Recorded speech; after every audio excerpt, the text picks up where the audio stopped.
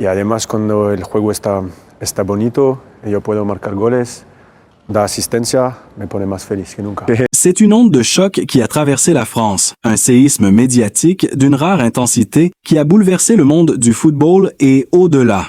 Le conflit explosif entre Karim Benzema et Mathieu Valbuena a éclaté comme une bombe au cœur d'une nation passionnée, déchirant le vestiaire tricolore et divisant les supporters. Les journaux, les chaînes d'information et les réseaux sociaux se sont embrasés en quelques heures, transformant une affaire privée en véritable drame national. Les visages se sont crispés, les plateaux télé se sont enflammés, les anciens joueurs se sont exprimés dans un mélange de colère et d'incrédulité. Jamais un scandale n'avait autant secoué l'image immaculée des Bleus depuis des décennies. Les fans, pris de court, oscillent entre sidération et désillusion. Certains refusant d'y croire, d'autres exigeant des explications, tous témoins d'un naufrage humain et sportif inattendu. Dans les rues, dans les cafés, dans les vestiaires amateurs, un seul sujet domine les conversations. La trahison supposée, la loyauté brisée, la blessure d'un groupe qui incarnait la fierté nationale. Les mots « chantage »,« trahison »,« amitié détruite » circulent comme des éclats de verre, coupants et irréversibles. Les images de Benzema, impassible, et de Valbuena, blessé et silencieux, se gravent dans les mémoires, symbole d'une fracture irréparable. Les soutiens s'organisent, les condamnations pleuvent, et la France entière se déchire entre la star adulée du Real Madrid et le petit meneur respecté pour son courage. Dans cette tempête médiatique, la fédération, les entraîneurs et les coéquipiers se retrouvent piégés, incapables d'éteindre un feu qui dévore tout sur son passage. Le conflit ne se limite plus à deux hommes. Il devient le miroir d'un football français en crise, d'une société qui scrute ses héros et les juge sans pitié. Ce choc, brutal et imprévisible, dépasse le sport. Il devient une affaire d'honneur, de morale et de confiance trahie. Les heures qui ont suivi la révélation du conflit entre Karim Benzema et Mathieu Valbuena ont plongé la France dans une atmosphère d'électrochoc médiatique sans précédent. Dès les premières dépêches, les rédactions se sont mises en alerte. Les images d'archives ont ressurgi, les visages des deux hommes se sont affichés en boucle sur les écrans. Les journalistes sportifs, les chroniqueurs, les anciens joueurs se sont succédés sur les plateaux pour tenter de décrypter l'incompréhensible, pour mesurer l'ampleur d'un drame humain et symbolique qui dépasse le cadre du terrain. Les caméras filment la stupeur des supporters, rassemblés devant les cafés, les regards incrédules des enfants, portant encore le maillot floqué du numéro 9 du Real Madrid. Les murmures du confus de ceux qui croyaient à une fraternité invincible entre deux coéquipiers. Sur les réseaux, les messages se multiplient, oscillant entre colère, tristesse et trahison. Les mots de déception s'enchaînent, les fans se divisent en camps irréconciliables, tandis que la presse étrangère s'empare du scandale, le présentant comme l'une des plus grandes fractures internes de l'équipe de France depuis l'affaire Knisna. Des éditorialistes célèbres décrivent un climat de méfiance et de non-dit, évoquent les conversations tendues dans les vestiaires, les regards détournés, les gestes brusques lors des entraînements filmés avant que la tempête n'éclate. Des images captées quelques semaines avant l'affaire montrent Benzema riant aux éclats à côté de Valbuena, une complicité apparente désormais perçue comme un masque. Des témoins proches du groupe évoquent des tensions latentes, des échanges de messages incompris, des confidences qui auraient mal tourné. La rumeur devient preuve, la spéculation devient vérité médiatique. Les tabloïds publient en une des photos des deux hommes séparés par un océan de polémiques, leurs visages figés dans une opposition tragique. Les chaînes d'information déroulent des éditions spéciales, les radios sportives explosent d'appels d'auditeurs outrés, tandis que d'anciens coéquipiers, à visage découvert, expriment leur malaise et leur dégoût. Patrice Evra parle d'un cataclysme émotionnel. Franck Ribéry évoque une blessure profonde pour le football français. Didier Deschamps, contraint de réagir, tente de calmer le jeu sans convaincre personne. Dans les tribunes, les chants de soutien ou de rejet se mélangent, créant un vacarme de contradictions qui reflète toute la confusion d'un pays en quête de repères moraux. Les fans de Benzema rappellent sa carrière exceptionnelle, son talent incontestable, sa générosité sur le terrain. Ceux de Valbuena défendent un joueur courageux, victime d'un engrenage incontrôlable. Les images de conférences de presse se succèdent, les visages fermés, les silences pesants, les caméras braquées sur chaque geste, chaque regard. Les mots « trahison »,« chantage »,« loyauté brisée » résonnent dans les couloirs de Clairefontaine, là où l'esprit d'équipe était censé être sacré. Des extraits d'interviews ressurgissent, où Benzema évoquait autrefois le respect du vestiaire, où Valbuena parlait d'amitié sincère entre frères de maillot. Ces phrases prennent aujourd'hui une résonance douloureuse, presque ironique. Les experts en communication décryptent chaque expression faciale, chaque posture, chaque hésitation lors des rares prises de parole publiques. La justice, les médias et l'opinion s'entremêlent dans un tourbillon d'interprétations. Le football n'est plus qu'un décor. L'histoire s'écrit désormais sur le terrain médiatique, entre aveux, accusations et silence stratégique.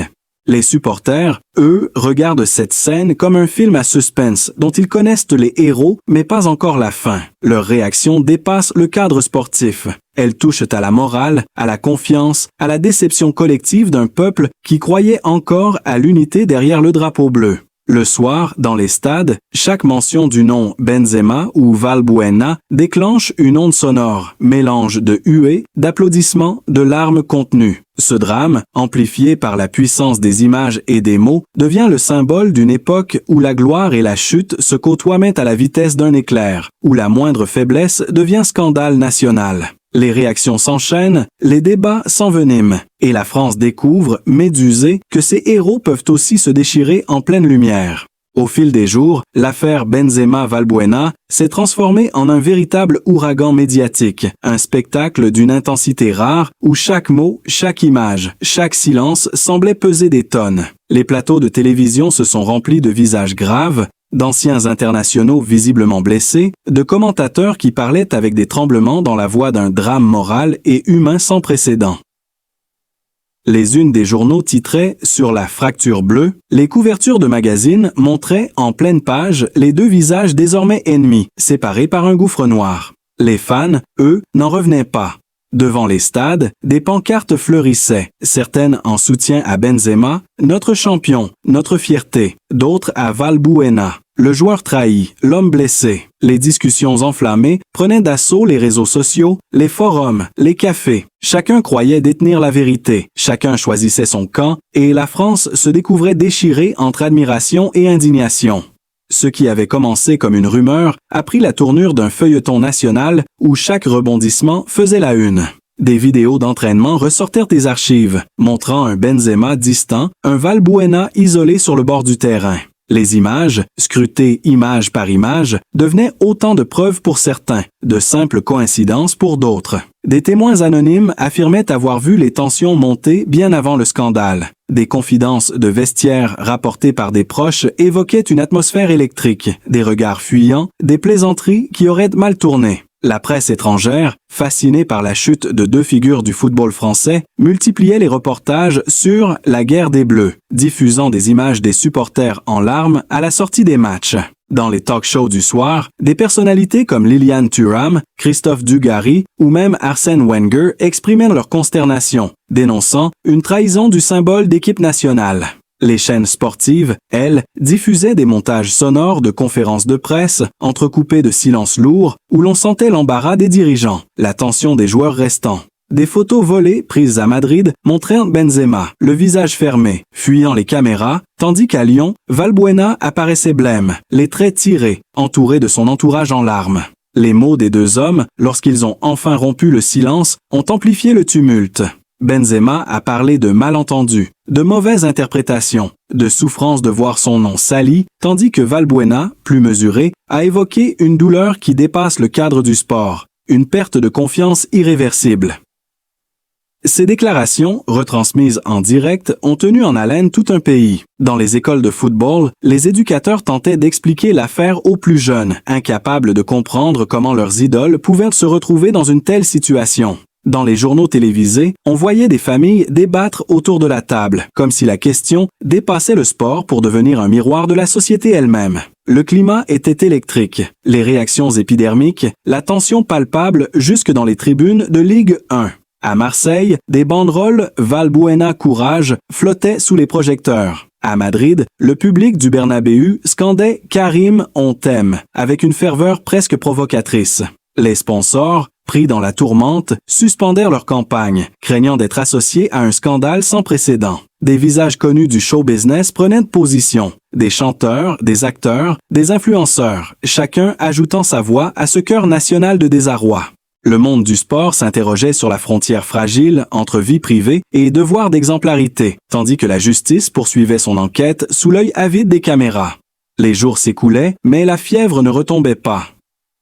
Chaque nouvelle révélation relançait la tempête. Un message intercepté, une conversation enregistrée, une phrase sortie de son contexte, tout devenait munition dans une guerre d'images et de perception. Le pays entier semblait suspendu à ce duel silencieux entre deux hommes que tout opposait désormais. Les visages se fermaient, les voix se brisaient, et la France assistait, médusée, à l'effondrement public d'une amitié qui avait autrefois fait rêver les stades. Au cœur de cette tempête médiatique, ce sont les familles des deux joueurs qui se sont retrouvées happées par un ouragan d'une violence inédite. Les parents, les frères, les sœurs, les épouses ont vu leur intimité exposée, leurs visages projetés sur les écrans, leurs voix captées dans des interviews tremblantes.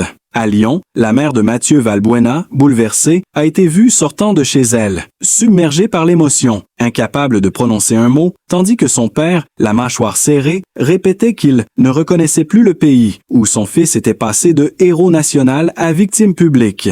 À Madrid, du côté de Karim Benzema, la famille s'est murée dans un silence inquiet. Les voisins rapportent des allées et venues discrètes, des voitures noires, aux vitres teintées, des regards fuyants.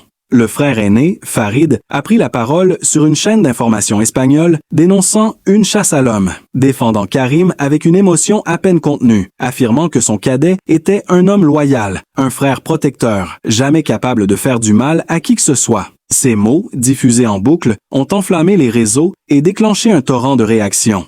Les amis proches, eux, n'ont pas été épargnés.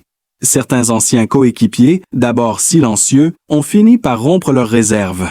Franck Ribéry a confié qu'il n'avait jamais vu Benzema aussi affecté, que c'était un coup porté au cœur du vestiaire et à la dignité du joueur. D'autres, plus proches de Valbuena, ont parlé d'un homme anéanti mais digne, d'un joueur qui ne dormait plus, hanté par l'idée d'avoir été trahi par un frère de terrain. Des images exclusives montrant Valbuena quittant un entraînement tête basse, les écouteurs dans les oreilles, ont circulé partout, captés par des journalistes dissimulés derrière les barrières du centre d'entraînement. Sur une autre vidéo tournée à Madrid, on distingue Benzema marchant seul vers sa voiture, casquette abaissée, entouré de photographes, sous les cris des fans partagés entre l'amour et la colère. Ces scènes ont pris une dimension presque cinématographique, comme si la France entière assistait en direct à une tragédie grecque moderne. La mère de Valbuena, dans un entretien rare, a dit entre deux sanglots qu'elle n'aurait jamais imaginé voir son fils dans une telle douleur, que le football devait unir, pas détruire. Les mots ont touché des millions de spectateurs, déclenchant une vague d'émotions sur les plateaux télé. Du côté de Benzema, c'est son père, Hafid, qui a pris la parole pour la première fois dans une interview enregistrée en Algérie. Son visage marqué, sa voix grave, il a déclaré que le nom Benzema ne sera jamais sali, que le peuple oublie parfois que derrière les stars, il y a des familles qui saignent en silence. Ces propos ont provoqué un tumulte immédiat, chacun y voyant une tentative de réhabilitation ou un cri de détresse. Les médias n'ont rien laissé passer. Les messages de soutien postés par les cousins, les réactions de ces anciens entraîneurs, tout était scruté, analysé, déformé. Des clichés du domicile familial de Benzema, à Bron, ont envahi les réseaux, montrant une maison assiégée par les journalistes, des barrières installées, des voisins excédés. Chez Valbuena, c'est le silence d'une épouse effacée qui a frappé le public. Laura, son soutien discret, a été photographiée à plusieurs reprises à la sortie de l'école de leur fille, les traits tirés, entourés d'amis qui tentèrent de la réconforter. Une image poignante d'elle, tenant la main de son enfant, a fait la une d'un grand quotidien, symbole d'une innocence perdue. Les réactions du grand public se sont intensifiées à mesure que ces scènes circulaient. Des lettres de soutien arrivaient des quatre coins du pays, certaines adressées directement au domicile, d'autres publiées sur les réseaux, chargées d'amour ou de reproches. Les émissions de variété invitaient d'anciens proches, d'anciens professeurs de Benzema à Bron, d'anciens coéquipiers de Valbuena à Marseille, tous évoquant des garçons simples, passionnés, loyaux, incapables de croire à la réalité de ce qui se déroulait sous leurs yeux. Ce contraste entre la fureur médiatique et la douleur silencieuse des familles créait une tension insoutenable, une impression de déchirure collective. Même dans les stades, la présence de leurs proches devenait un acte de courage. Le père de Valbuena, un soir de match, a été aperçu dans les tribunes, les bras croisés, impassible, tandis que le clan Benzema, regroupé en loge à Madrid, vivait chaque minute dans un mélange de fierté et de peur. Ces images, reprises par les télévisions du monde entier, donnaient au conflit une dimension humaine bouleversante, où les visages des pères et mères endeuillés par la honte ou la tristesse devenaient aussi familiers que ceux des joueurs eux-mêmes. Les réactions des supporters ont éclaté comme une déflagration à travers le pays, embrasant les réseaux, les stades et les rues. Dès les premières révélations, la France du football s'est scindée en deux camps irréconciliables, deux armées émotionnelles, prêtes à défendre leurs héros jusqu'au bout. Dans les bars de Marseille, de Lyon, de Paris, les conversations devenaient des débats enflammés, où la passion remplaçait la raison. Les uns, fervents défenseurs de Karim Benzema, criaient à l'injustice, dénonçaient un acharnement médiatique et judiciaire contre un homme qu'ils considéraient comme un symbole de réussite et de fierté nationale. Les autres, proches du cœur de Valbuena, parlaient de loyauté brisée, d'amitié trahie, d'une blessure morale impossible à effacer. Sur les réseaux sociaux, les hashtags de soutien ou de colère se sont multipliés, les publications atteignant des millions de vues en quelques heures. Des vidéos de fans en pleurs, portant les maillots des deux joueurs, circulaient partout, certains clamant qu'ils ne regarderaient en plus jamais un match de l'équipe de France tant que la vérité ne serait pas pleinement révélée. Dans les tribunes, les scènes prenaient parfois des allures de guerre symboliques. Au Stade de France, lors d'un match de qualification, une moitié du public scandait le nom de Karim avec une ferveur quasi religieuse, tandis que l'autre brandissait des banderoles « Soutien à Mathieu ». Des affrontements verbaux ont éclaté entre groupes de supporters, des chants détournés ont résonné, des pancartes ironiques ont été confisquées par les stadiers. Les caméras captaient ces moments d'intensité brute, ces visages tendus, ces cris qui traduisaient la déchirure d'un peuple passionné. La presse internationale décrivait la scène comme un miroir d'une France fracturée par ses émotions. Les émissions de radio sportives étaient submergées d'appels. Des auditeurs, la voix tremblante, racontèrent leur déception, leur sentiment de trahison. Certains pleuraient en direct en se souvenant des buts de Benzema ou des passes décisives de Valbuena. D'autres, plus virulents, exigeaient des sanctions exemplaires, des excuses publiques, un retour à une éthique perdue du sport français. Les chroniqueurs les plus connus se déchiraient à leur tour. Un célèbre journaliste de l'équipe, les yeux rougis, a déclaré en direct qu'il ne reconnaissait plus le football, tandis qu'un ancien international, invité sur Canal+, a explosé de colère contre une machine médiatique qui dévore ses propres champions. Ces images, reprises en boucle, ont marqué les esprits, créant un climat de tension quasi insoutenable. Les clubs de supporters, eux, ont organisé des rassemblements. À Madrid, une foule immense s'est massée devant le centre d'entraînement du Real, brandissant des portraits de Benzema, chantant son nom à plein poumon. À Lyon, des centaines de fans se sont retrouvés devant le domicile de Valbuena pour lui témoigner leur affection, déposant des fleurs et des lettres d'encouragement. Des images d'une intensité rare, où des anonymes pleuraient pour un joueur qu'ils n'avaient jamais rencontré, illustrant à quel point ce conflit dépassait le cadre sportif pour toucher l'âme collective. Les réactions ne se limitaient plus à la France. En Espagne, en Algérie, au Maroc, les soutiens à Benzema prenaient la forme de cortèges spontanés, de bannières déployées sur les ponts, de vidéos d'enfants criant « Forza Karim ». En parallèle, les admirateurs de Valbuena voyaient en lui le symbole du courage et de la droiture, un homme debout face à la tourmente. Leurs visages se lisaient sur les écrans lors des journaux du soir. Leurs mots simples résonnaient avec sincérité. Des anciens joueurs amateurs racontaient comment leurs enfants avaient cessé de rêver d'intégrer l'équipe de France, tant la désillusion était profonde. Les sponsors, dépassés, ont senti le vent tourner. Des marques associées à l'un ou l'autre ont vu leur réseau envahi de commentaires furieux, obligeant certaines à suspendre leur campagne publicitaire. Les dirigeants de la Fédération française de football, pris sous la pression populaire, ont convoqué une réunion d'urgence. Devant les caméras, le président a tenté d'apaiser les esprits, mais son ton mécanique n'a fait qu'ajouter de l'huile sur le feu. Le soir même, dans plusieurs grandes villes, des groupes de supporters se sont rassemblés pour manifester. À Marseille, les klaxons ont retenti, des drapeaux tricolores flottaient sur les toits des voitures. À Paris, une banderole immense s'est déployée sur un pont. Nos héros méritent la vérité. Ces images, diffusées dans les journaux télévisés, ont achevé de transformer cette affaire en drame national. Les larmes, la rage, la nostalgie d'une époque où les Bleus symbolisaient encore l'unité et la fraternité, tout se mélangeait dans un cri collectif. Les jours suivants ont ressemblé à une lente hémorragie émotionnelle, un tourbillon de douleur et de colère qui ne semblait jamais devoir s'arrêter. Les supporters, d'abord abasourdis, sont peu à peu entrés dans une phase de déni puis de fureur collective. Dans les cafés, les conversations ne parlaient plus que de ça. Les radios diffusaient des débats sans fin, les plateaux télé enchaînaient les invités, et partout, les images des deux hommes occupèrent l'écran comme deux fantômes d'un passé glorieux. Les visages des fans racontaient une France blessée.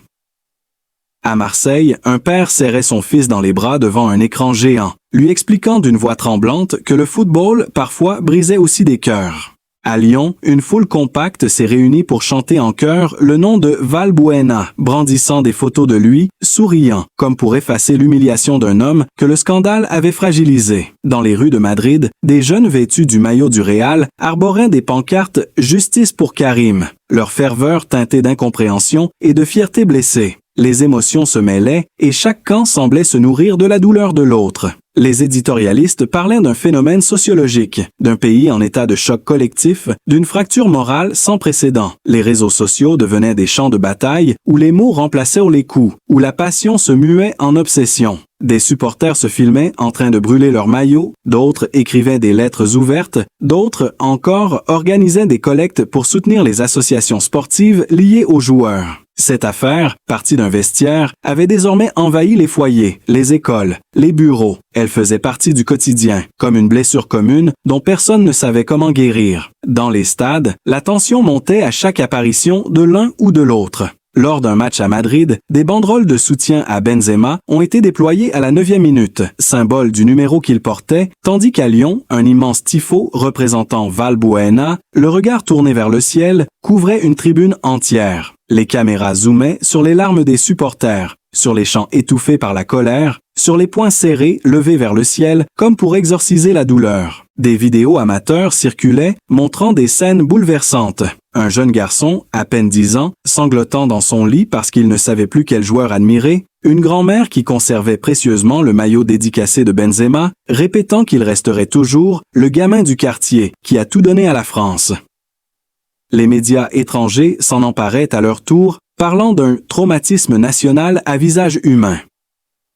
En Algérie, au Maroc, au Sénégal, les fans suivaient chaque rebondissement avec passion. Les cafés d'Alger retransmettaient les débats télévisés français, les écrans noirs reflétant les visages tendus d'hommes qui voyaient en Benzema l'enfant du peuple injustement cloué au pilori. En même temps, des joueurs africains et européens publiaient des messages de compassion, certains pour l'un, d'autres pour l'autre, ajoutant à la confusion un parfum d'émotion universelle. Le soir, les journaux télévisés diffusaient des images qui semblaient sorties d'un film. Des jeunes des quartiers populaires dansant sous la pluie en criant le nom de Karim. Des supporters de Valbuena allumant des bougies devant un mur couvert de photos et de mots d'amour. Les fans se comportaient comme s'ils vivaient un deuil, celui d'une fraternité perdue, d'un rêve brisé. Dans les écoles de sport, les entraîneurs tentèrent de calmer les esprits, expliquant à leurs jeunes élèves que le football devait rester un jeu, mais leurs mots semblaient vides face à la ferveur des émotions.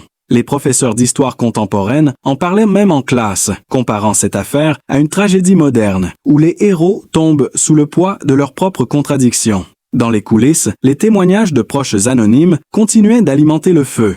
Un ancien membre du staff de l'équipe de France a affirmé qu'il avait senti la tension des mois avant le scandale, qu'il avait observé des échanges glacials dans les vestiaires, des poignées de main évitées, des sourires forcés pendant les hymnes. Ces révélations, relayées à la télévision, ont relancé le débat, donnant à l'affaire une nouvelle tournure dramatique. Les fans, déjà au bord de l'épuisement émotionnel, se sont retrouvés happés par une spirale de spéculation et de théories. Et pourtant, derrière le tumulte, derrière les cris et les jugements, il reste deux hommes, deux destins que le public a trop souvent réduits à des symboles de scandale. Karim Benzema, enfant de Brown, devenu légende du Real Madrid, et Mathieu Valbuena, petit prodige de Marseille au cœur immense, sont avant tout des êtres humains. Ils ont porté le maillot bleu avec fierté, fait vibrer des millions de Français, offert des moments d'émotion que personne n'oubliera jamais. On peut débattre, on peut juger, mais on ne peut pas effacer les années de sueur, de passion, de sacrifices qui les ont conduits là. Ils ont été blessés, mal compris, parfois trahis, mais ils restent debout, chacun à sa manière, affrontant le poids de la gloire et de la solitude. Leurs familles, leurs amis, leurs fans n'ont jamais cessé de les soutenir, parce qu'au-delà des erreurs et des malentendus, il y a la vérité d'un cœur battant, d'un regard qui a toujours cru en la force du sport et en la fraternité. Le football, comme la vie, est fait de triomphes et de chutes, de lumière et d'ombre. Ce conflit a montré la fragilité des héros, mais aussi leur humanité profonde. À travers la douleur, il a rappelé que personne n'est à l'abri de la tempête, que même les plus grands peuvent vaciller, mais que ce qui compte, c'est la manière de se relever. Aujourd'hui, la France doit apprendre à pardonner, à écouter, à regarder au-delà des apparences. Car ces deux hommes, chacun dans sa vérité, ont porté nos couleurs, nos espoirs, nos émotions. Leur histoire est un miroir de ce que nous sommes. Fiers, passionnés, imparfaits, mais toujours capables d'aimer. Alors si vous aussi, vous croyez en la réconciliation, en la dignité, en la beauté du sport malgré tout, soutenez-les. Laissez un like, partagez cette ou en histoire. Abonnez-vous à notre chaîne pour continuer à défendre la vérité et l'émotion. Parce que derrière chaque scandale, il y a des cœurs qui battent, des âmes qui luttent, et des héros qui méritent d'être compris avant d'être jugés.